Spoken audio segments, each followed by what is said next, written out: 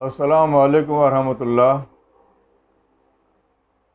الحمدللہ رب العالمین، والصلاۃ والسلام علی سید المرسلین، اما بعد، اعوذ باللہ من الشیطان الرجیم، بسم اللہ الرحمن الرحیم۔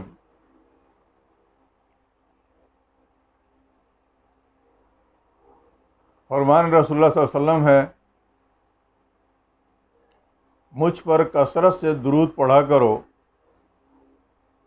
تمہارا درود کا پڑھنا تمہارے لیے مغفرت کا ذریعہ بنتا ہے۔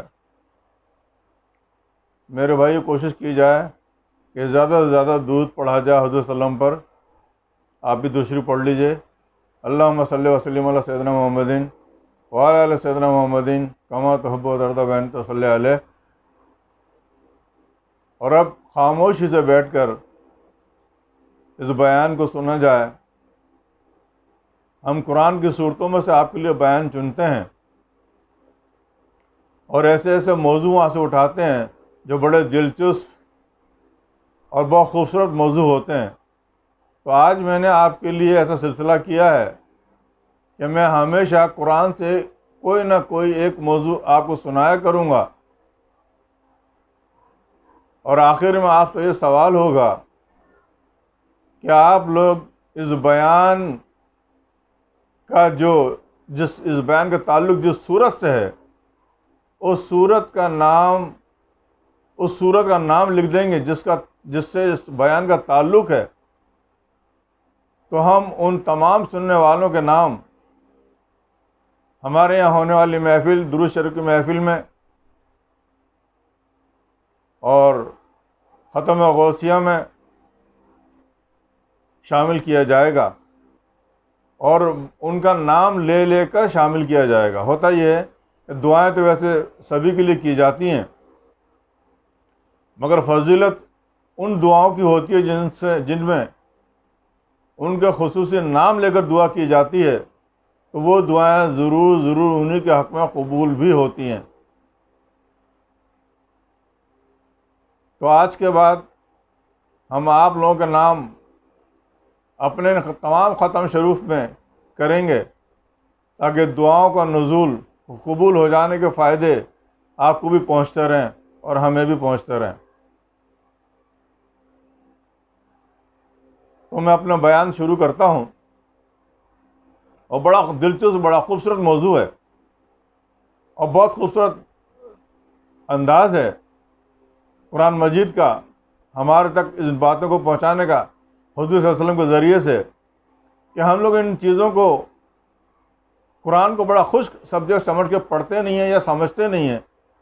اگر قرآن کو ہم اس انداز میں پڑھیں اور سمجھیں تو ہمیں بڑا دلچسپیاں محسوس ہوں کہ قرآن میں بڑے دلچسپ واقعات لکھے ہوئے ہیں، مگر اس خوبصورت انداز میں ہم لوگ انہیں سمجھتے نہیں۔ تو آج میں اس خوبصورت انداز میں آپ کے سامنے پیش کرتا ہوں۔ آج میں قرآن مجید کی ایک سورت کا واقعہ آپ کے سامنے پیش کرتا ہوں، اور سوال یہ ہے کہ جب یہ واقعہ پورا سن لیں تو مجھے کامنٹس میں لکھ کے بھیج دیں کہ یہ اس واقعے کا تعلق فلاں فلاں سورت سے ہے، تاکہ ان کے نام ہمارے درود شریف کی محفل میں اور ختم شریف میں شامل کیے جائیں گے، اور ان کے لیے ان کا نام لے لے کر دعائیں کی جائیں گی۔ انشاءاللہ تعالیٰ اس سے آپ کو فیض پہنچے گا، قرآن کو سمجھنے کا بھی اور عمل کرنے کا بھی۔ تو بیان میں شروع کرتا ہوں۔ واقعہ اس طرح سے ہے کہ قرآن کی ایک سورت ہے جس میں ایک باپ اپنے بیٹے کو نصیحت کرتا ہے، اور وہ کیا کیا نصیحتیں کرتا ہے وہ میں آپ کو بتاتا ہوں۔ آپ کو خالی یہ بتانا ہوگا کہ یہ اس کا تعلق کس سورت سے ہے۔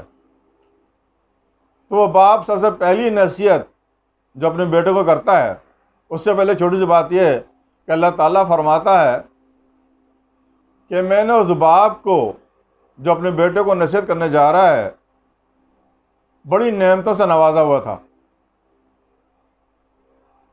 اور بڑی عقل مندی اس کو دی ہوئی تھی، اور بے شمار نعمتوں کا نزول اس پر رہتا تھا، اور وہ بڑا عقل مند آدمی تھا۔ تو اللہ تعالیٰ فرماتا ہے کہ اس عقل مند، اور وہ ہماری ہر نعمت کو ریسیو کرنے کے بعد میرا شکر ادا کیا کرتا تھا۔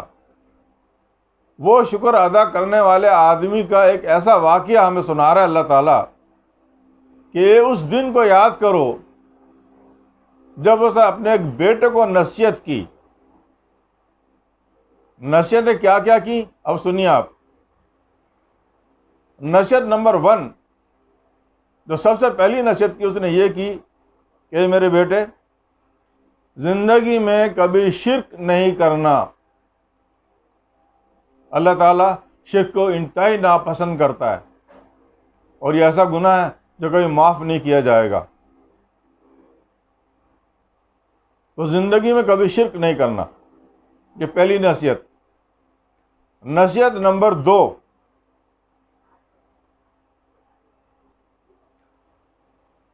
اگر ہمارا، یعنی بیٹے کو بولتا ہے کہ بیٹا اگر تمہارا کوئی گناہ باریک سے باریک بھی ہو، تو اس نے مثال دی ہے کہ اگر تمہارا گناہ اگر رائی کے دانے کے برابر بھی باریک ہو،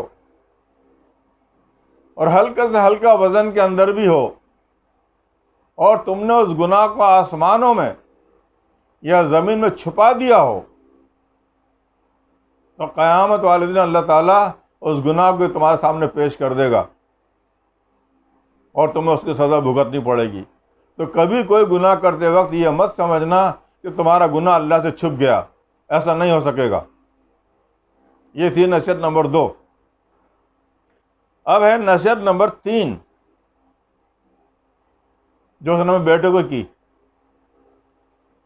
نصیحت نمبر 3 یہ تھی کہ اس نے کہا کہ میرے بیٹے، نماز کو قائم کرنا،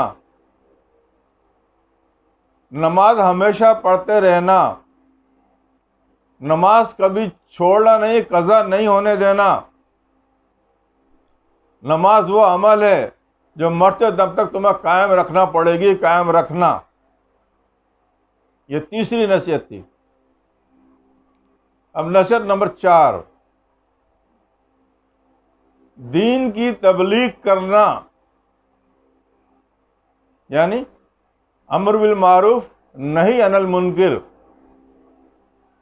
امر بالمعروف کا مطلب ہوتا ہے کہ لوگوں کو نیک کام کی تعلیم کرنا، اور لوگوں کو برے کام سے روکنا۔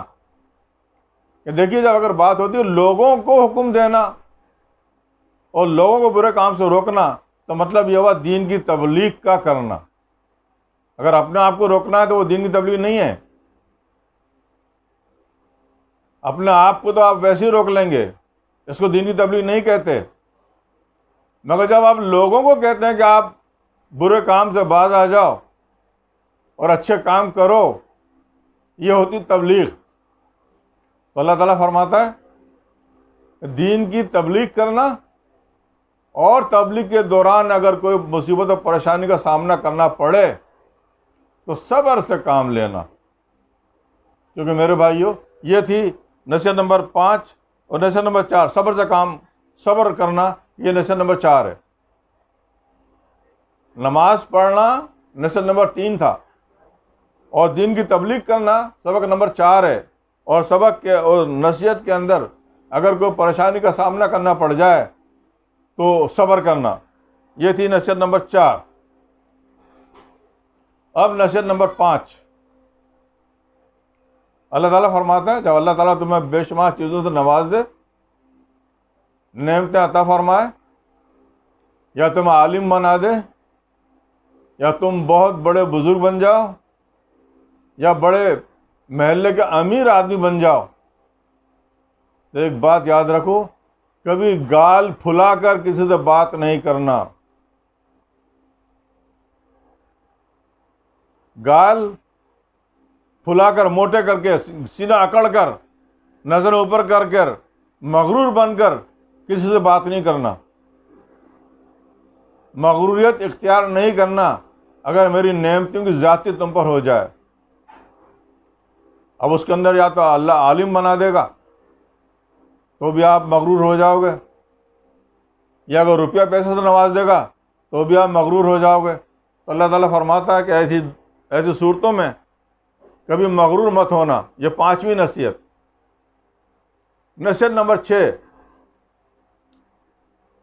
اور زمین پر کبھی اکڑ کر مت چلنا۔ ہمیشہ اعتدال کے ساتھ قدم رکھنا اور نرم چال چلن رکھنا۔ کبھی ایسا محسوس نہ ہو کسی کو کہ آپ بڑے اکڑ کر چلتے ہیں روڈ پہ۔ نصیحت نمبر 7، ہمیشہ اپنی چال کو نرم رکھنا، جھکی نظر سے چلنا۔ جس طرح حضور صلی اللہ علیہ وسلم چلا کرتے تھے، نظریں نیچی اور تیز قدموں سے چلتے تھے، وہی طریقہ اختیار کرنا، کبھی بھی چال میں سختی پیدا نہ ہونے پائے۔ اب ایک آخری نصیحت اور ہے، وہ ہے نصیحت نمبر 8۔ آخری نصیحت اس شخص نے یہ کی اپنے بیٹے کو کہ اپنی آواز ہمیشہ نرم رکھنا۔ آواز کے اندر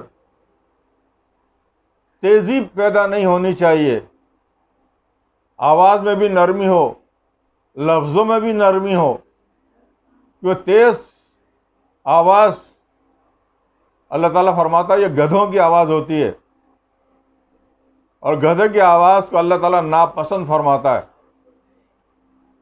تو یہ اس باپ کی 8ویں نصیحت تھی اپنی اولاد کو۔ تو میرے پیارے بھائیوں، یہ 8 نصیحتیں میں دوبارہ کو دہراتا ہوں، ذرا سمجھ لیں۔ نصیحت نمبر 1،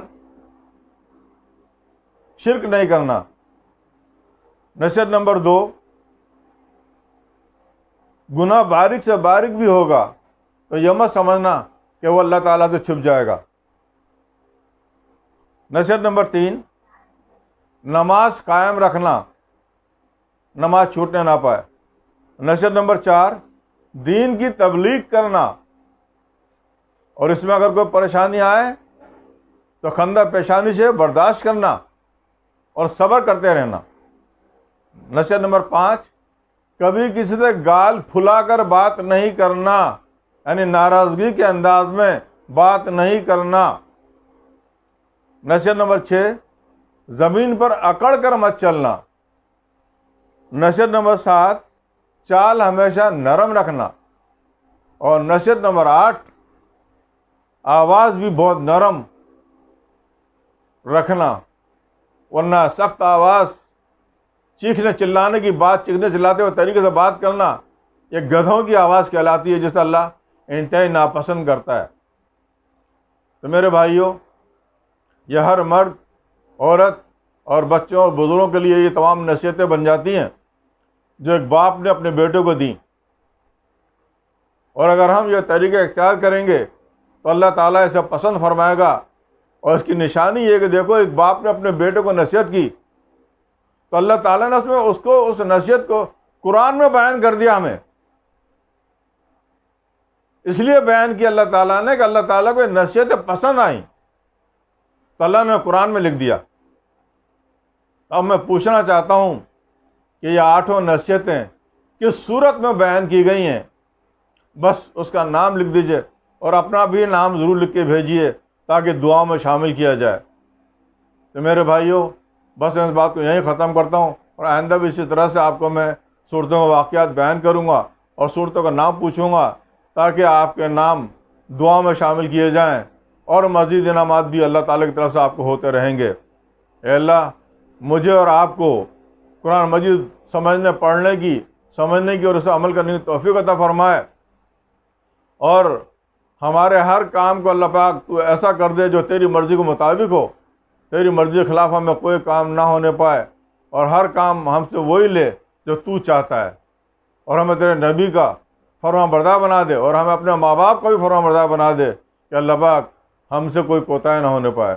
اللہم صلی وسلم علی سیدنا محمد وعلی آل سیدنا محمد کما تحب و ترضی وانت صلی علیہ۔ میرے بھائیوں، آپ کے ناموں کا انتظار رہے گا کمنٹس کے اندر۔ السلام علیکم۔